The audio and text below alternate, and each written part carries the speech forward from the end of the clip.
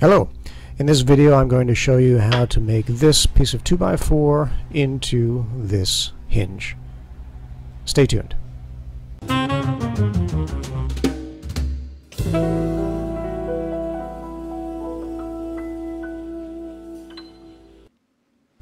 So we start off by marking out the width of the hinge. You can make this any size you want to. I usually go a little bit over the thickness of the wood. Just remember that the thicker you make the hinge, the more obtuse the angle of the X will be, meaning that it will open wider. So if you want the X to open a very little bit, you should make the width of the hinge slightly or considerably much thinner than the thickness of the wood. So after you carry all these lines around to all four faces of the wood, we want to turn our attention to the size of the knuckles of the hinge. So you want to grab yourself a marking gauge.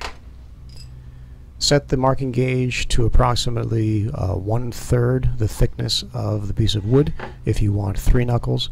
If you want more knuckles, if you want 5, 7, then you're going to have to adjust the marking gauge so that you have thinner knuckles. When you're scribing these lines with the marking gauge, make sure you make them relatively deep. That'll come into play later on. And then I like to take a pencil like this and just draw over the lines so that they're easier to see. Find a circular object that's approximately the same width as the board that you're using. In this case I'm using just a roll of tape. It doesn't have to be exact. This is just going to serve as a guide so that you know how far to chisel into the wood, and also so you're able to chisel the approximate shape of the hinge when looked from the side. Then you want to draw a middle line down the side of the board. This is going to be important as you're chiseling as well, so that you know where to stop, because you don't want to chisel too far from each side. It also serves as a guideline when we resaw the wood later on. So then moving on, we're going to mark the areas of the knuckles that we're going to be chiseling out. And this has to be opposite on both sides. If you picture the hinges, the knuckles in a hinge, you want to make sure that the sides that you're chiseling are opposite on both sides, as you see here. This is very important. If you do this incorrectly, you're not going to wind up with a functioning hinge. The next step is chiseling out the hinges, or the knuckles of the hinge, I should say. This is pretty self-explanatory, so I'm going to speed it up.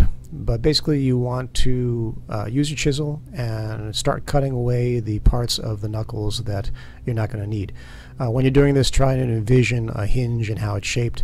I try to curve the tops as I'm chiseling down into the wood rather than have them just a straight cut into the side. This kind of helps it later on when you're cleaning everything up.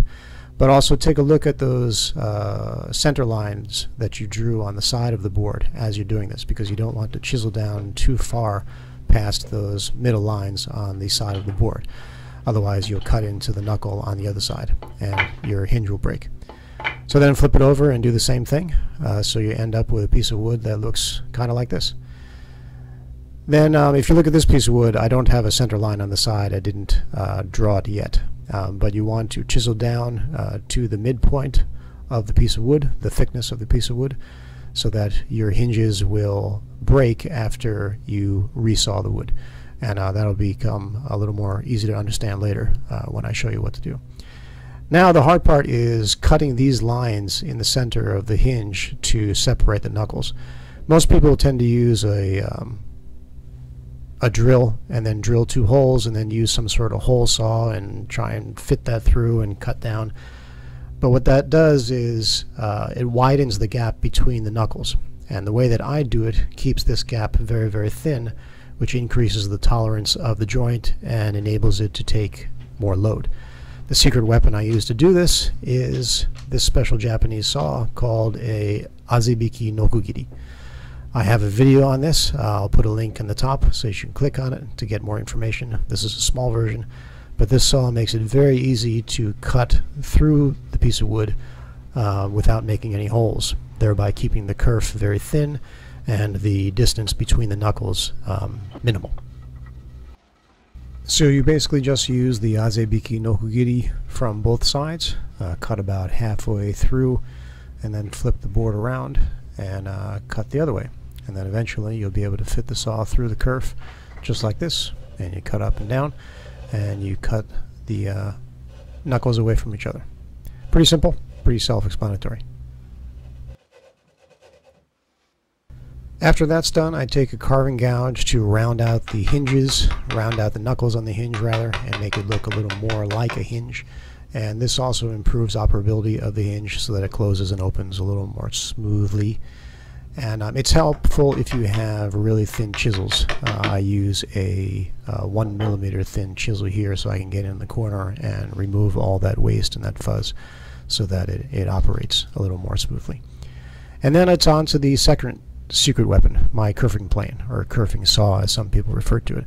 I have a video on how to make this. I'll put a link up in the corner. But you use it to make a kerf around the entire perimeter of the board for resawing. In this video I just go straight over the hinge just because it's easier, but if you wanted to keep that hinge part smooth on the outside, you should make separate kerf lines on either sides of the hinge. But make sure you have a kerf that goes around the parts that you will be resawing. That includes the ends, and that's very important because you're going to use this end kerf to start the saw cut. And then you resaw the wood and you cut down to the hinges that you just chiseled out. The most important thing to remember here is to just cut down to the hinge. Don't cut through the hinge, because then all the work that you've just done will be a complete waste. After you've done that, you should be able to take it out of the vise and open it. However, if you cannot, like I experienced right here, it means that part of the hinge, some of the knuckle, has not been completely cleared away. And it's usually the middle knuckles that you can't see because there are no reference lines. But after you clean that up, you should be able to just click it open like this. You'll hear a little breakage to the wood, and you have your hinge. And then it's all about just cleaning up the knuckles and making them a little bit smoother. Again, I use a curved carving gouge to do this. And Bob's your uncle, as they say. You should have a working hinge. Like so. Before I forget, I wanted to show you an alternate way to cut the knuckles from the hinge. Basically, it just starts off with a kerf, a saw kerf. You cut at an angle, much like you would when you're cutting a half-pline dovetail. This creates a real flat line on either side of the hinge knuckles, and also enables the waste to be chiseled out a little easier. So now you have your hinges, and what to do with them is the question. You have two big X's. Well, I have a couple ideas of how to apply this, and I'll show that in the next video next week. Thanks for watching.